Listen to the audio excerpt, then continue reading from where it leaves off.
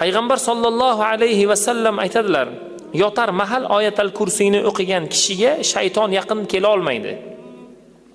Hatto bugun mana biz o'zimizni xonadonimizda yotar vaqtimizda oyatal kursiyni o'qisak, bu tomondan 2-3 xonadon, bu tomondan 2-3 xonadonga shayton yaqinlashib kelmaydi.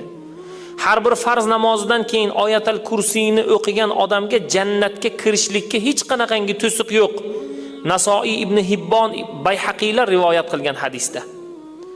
Uydan chiqayotganda oyatal kursiyni o'qigan kishiga uyiga qaytgunicha 70 farishta istig'for va duo aytib turadi. Uloviga mingan odam ham oyatal kursiyni o'qishi bilan birga ofat, balo, qazolardan Alloh taolo uni saqlaydi. Biz bugungi kunda biror bir joyga yoki uyimizdan chiqayotgan bo'lsak, birodar oyatal kursiyni o'qib qo'ying.